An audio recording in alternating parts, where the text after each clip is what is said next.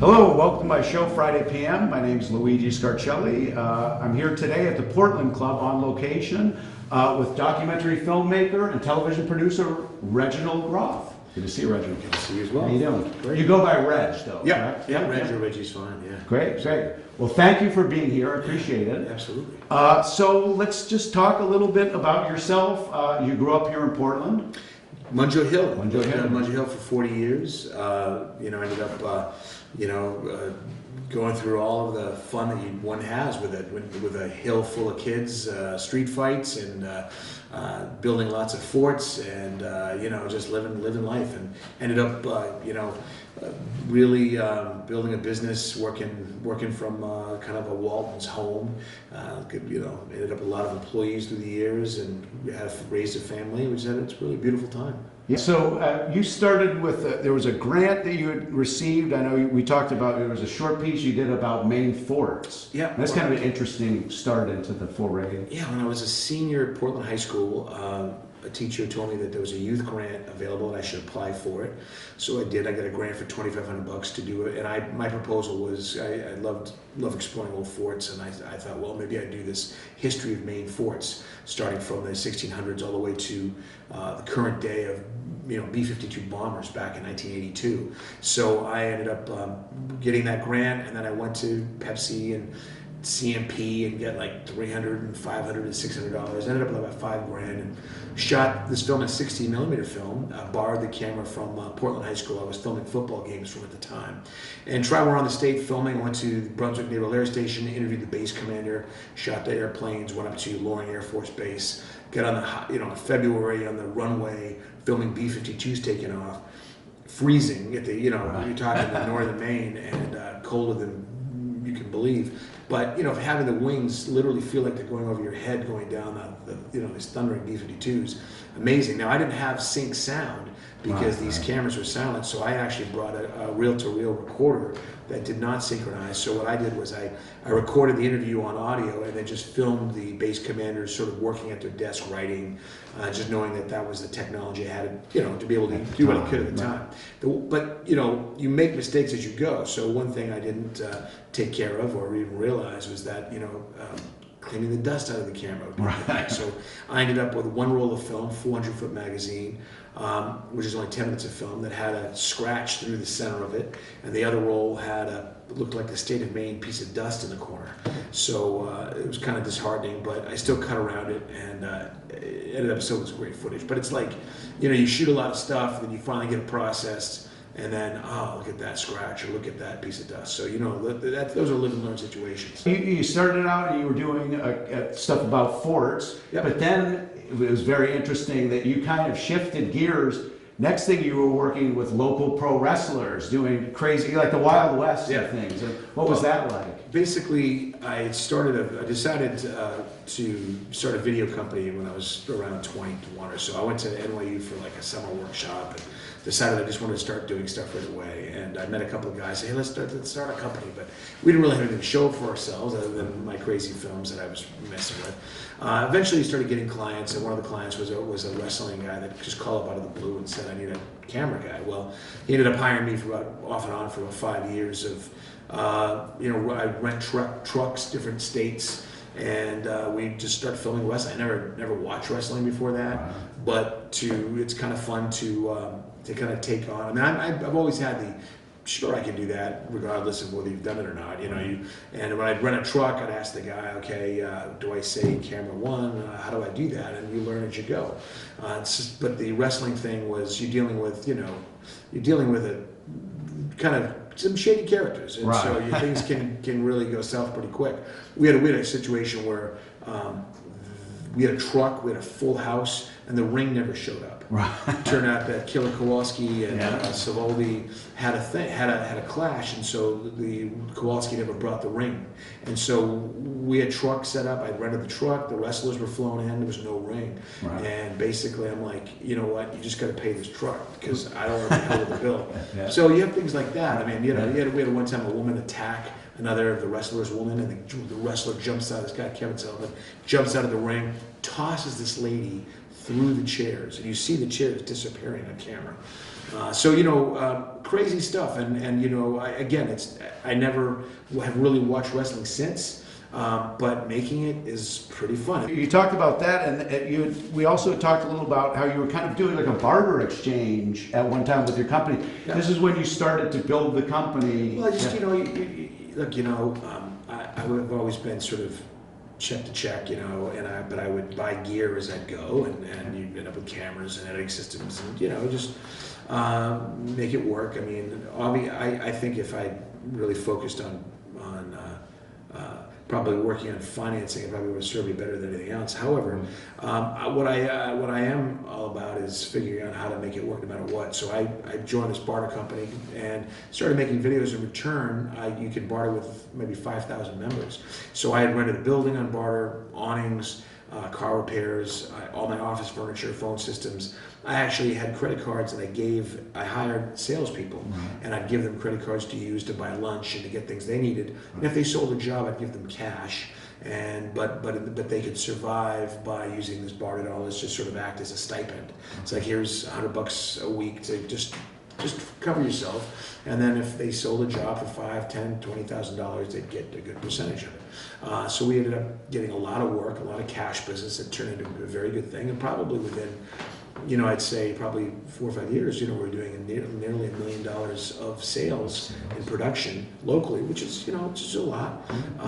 But that really just came out of building a business from nothing and just having just having that kind of tenacity to make it work, chutzpah to make it work no matter what. You just go, yeah, right, let's just do this. Right. So, I mean, for me, the first people I always hire are salespeople. Like, get the work in, I'll figure out how to make it work. Yeah, either put a crew or shoot it or do whatever myself. Yeah.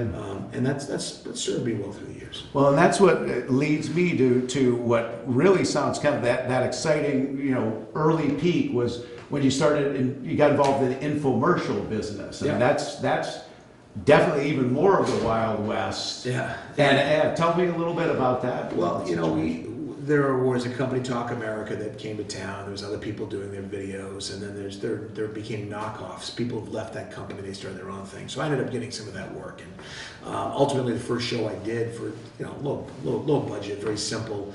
We just kind of hacked it together. Ended up making insane money, and I had to literally, after I was already making money, convince these people they needed to add testimonials. But I'm all about really finding the real story, actually interviewing real people, not hiring actors. I'd fly. I got to convince them to pay me to fly down to some other states to get the real story, and the thing blew up even more. And over the course of 5 years, that one first infomercial made about $250 million in sales. Right. Insane money, and so I ended up doing over 10 years, hundreds of millions of dollars of sales. Typically the ones that I would get a percentage of wouldn't work, and the ones that I did have a percentage would make a lot of money. I did have a few hits that I had, I was able to get some good cash from. But again, it's like, the production is one aspect of a lot of pieces, and it's not, what I did learn a lot about is just what it really takes to get a product to market.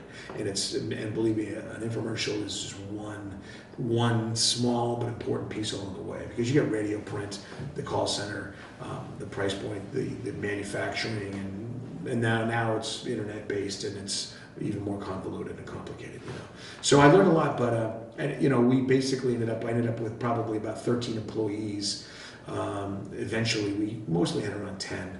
And and it just cranking out stuff. Worked with a lot of stars. I did a show with George Foreman.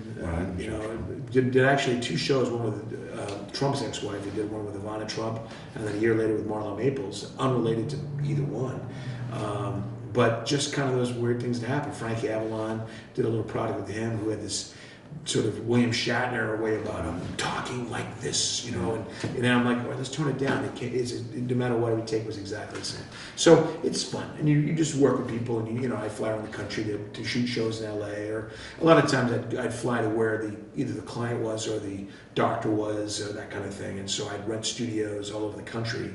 And then I would write the shows often, or at least work with somebody to write the shows, and I would produce, direct, and basically whether I'd shoot stuff or hire a crew, you know, just whatever it took to get it done. To get it done. Yeah. You may know more about Donald Trump than a lot of people if you're both ex-wives. I mean, it's just fascinating. I'm looking at his current wife as my next client. You know? That's so what I was thinking. Like, all you need is one more. I mean, the trifecta of exactly. Donald Trumps. Kind of funny. Yeah. And so that's what leads us into your foray where you are now as a documentary filmmaker. Yeah. So the first documentary that I think that we want to talk about that I really responded to is a feature-length documentary about an artist named Zoo, and we're going to take a look at a clip of that in a second. Yeah. So let's take a look at a clip of that. We'll come back and then we'll talk some more about that. Perfect. All right, thanks. Okay.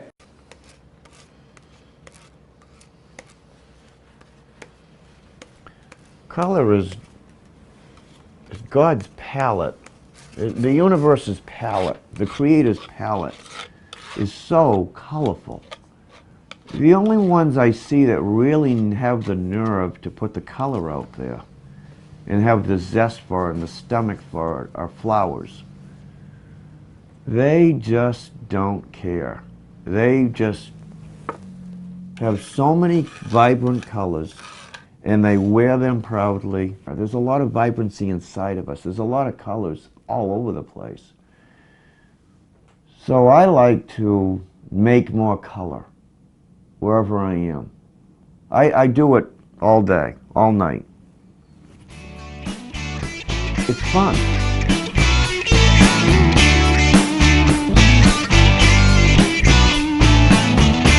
Yeah, I'm standing on a corner, got a suitcase in my hand, jacket's in his closet, Janie's in her vest. Hey honey, I'm in a rock and roll band. I've always just looked up to Zoo. He's just got like this energy inside of him that you could almost cut it with a knife. What the world needs is for people to feel alive. And for me, that's Zoo. I never see him not happy. This is all rock and roll. This is all music, basically. Instead of playing instruments, I've got pencils and tape, and paste, paint. But it's all rock and roll that's inside me. Zoo does have some characteristics of a mad artist. He's just one of the most creative, vibrant people I know. My artwork is just communication from my insides out, trying to communicate with the vast world out there. I believe we all need to express our freedom, to be vulnerable, you know, and I think that's what we all do, all artists do, and surely Zoo has been for many decades, to heal. I think it's a form of healing. I was too gone on substance abuse. I didn't really participate in society that much. I just did my work, did my art, did the best I could in life, and it wasn't that good. It was a sad existence. And that's how it was for 2.5 decades. The last 24 years I've been in recovery, and it's all been good. It's been the best 24 years of my life. I knew that he was dead serious about the transformation of life, you know, and so he was a good man, outstanding man to observe and to take suggestions from, and that's what I did. He's really been an inspiration to, want to help people. He's like one of the most genuine people that I've ever met. He would take the shirt off of his back and give it to a perfect stranger just to, help him up. When I walk out of that prison or jail or whatever I'm in, mental hospital, detox, I feel like I've done something really worthwhile, where I've actually helped a human being save their own life. At 2:30 today, I go have a CT exam on a growth beside my kidney. So that could be serious. may not be, but it is a concern to me because I love living. So I'm in no mood to go anywhere.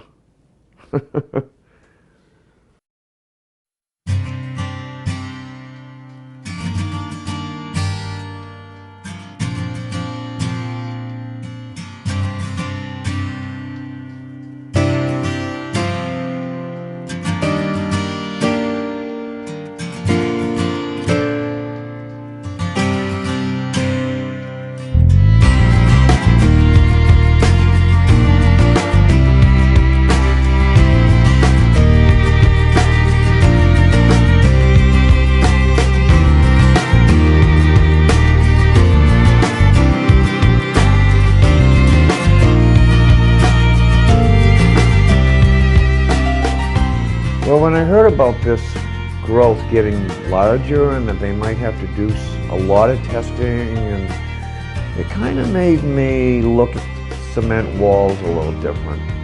Kind of made me look at the sidewalk with a little bit more enhancement. It's good to not take your life for granted.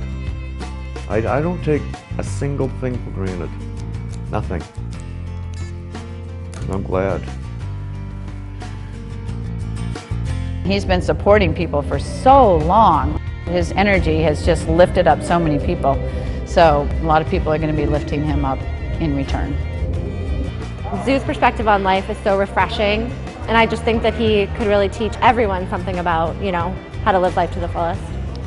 There's a lot of love in that man, and there's a lot of love that radiates around him. That's how my life's going these days.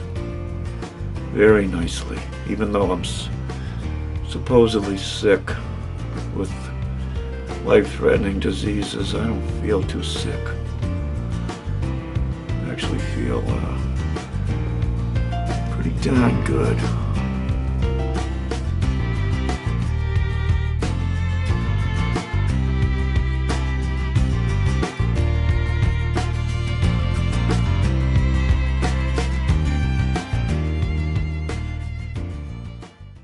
We're right back. Thanks everybody for taking a look at that clip. So let's talk a little bit about how you met Zoo, how you went about finding the subject and creating this documentary. Yeah, well, after doing all that infomercial work, I think I just decided to get rid of the overhead and just make films that I really want to make, as opposed to trying to figure out how I'm going to afford to pay employees, rent, make a living, and so once the sort of pressure of basically trying to cover all that overhead, crazy money every month.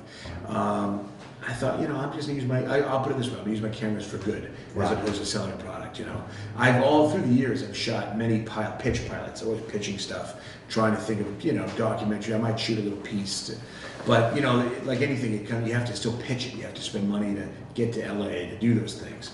And you get close, and it's tricky. So I just said, I'm just gonna start making films, regardless of money, regardless of anything. Right. And so I met this guy Zoo, or basically saw this guy Zoo dancing at Bubba's Selkie Lounge in Portland. He looked like a wild-haired hippie dude, crazy dancing. And everybody's always has their iPhones filming him.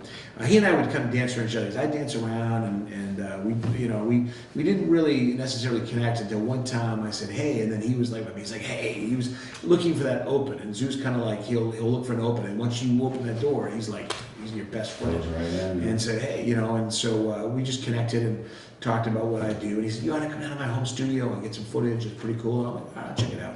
So I went down the camera, filming stuff, and then we started talking, and eventually just he started telling a story.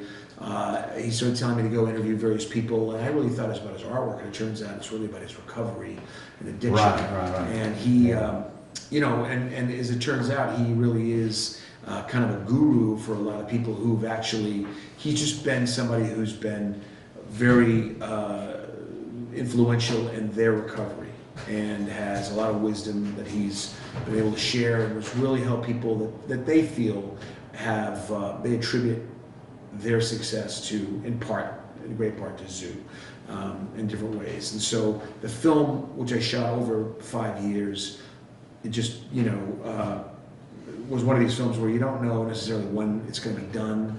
You just kind of showing a person's life. Along the way, he gets cancer, he gets married, he has a heartbreak, he loses his girlfriend early on before he gets married. And then later on, after I thought I was done with the film, in fact, I already had shown the film at the Nickelodeon. Right. I had already won some awards with it, then all of a sudden his house burns down.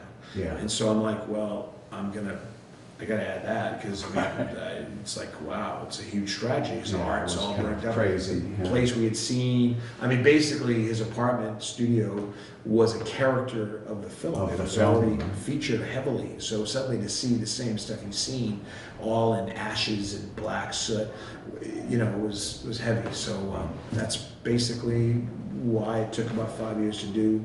And then editing, it's probably even longer in terms of the process of making that film. Yeah, I think it was very personal, and you felt up close, and that's what we talked about before. It wasn't even just the up close and personal with Zoo. You found a way to get up close and personal with other people that knew him. I think his physician, Right. and how she decided to make a change in her life by being inspired by him. There was a lot of interesting interplay with a lot of the other folks that had, so it wasn't just about him, it was about his effect on other people's lives. Yeah, I mean, and that's the beauty of it, is that Right. there's other people that started organizations to help other people in recovery. It's kind of a legacy of Zoo, and it's like, and again, if you follow anybody over 5 years, I think it's going to happen. Right, and right. it's like, and of course during that time I'm doing other projects, working on other things, filming things. It's not like I'm filming every day. It's just one of these things you kind of cycle in and out of when things are happening. And I'd say, hey man, I'd like to get some footage of you. You're moving somebody today. He makes a few bucks moving people in his truck as a 60-something-year-old guy. It's like, all right, let me know when you're going to do that. One time he was picking up a coffin that somebody had purchased down at the pawn store, wooden coffin. The guy and I went down to film the guy, and the guy didn't want me to film him putting the coffin in Zoo's truck. Okay. Because he had bought his own coffin, just wanted to have it in his apartment to die. When he died, he wanted to have a coffin done. So that was that guy. And I really wanted that story. I thought that was weird and cool, So he wouldn't let me do it. I still filmed the guy driving away and followed Zoo with a coffin in his truck, but it just didn't really fit the story. But again, it's like, I would love to have had that, tell a guy, tell me a story about why he's buying a coffin, but it was just too personal. I wanted to touch on what you're working on next with the Voices of Hope project. Yeah.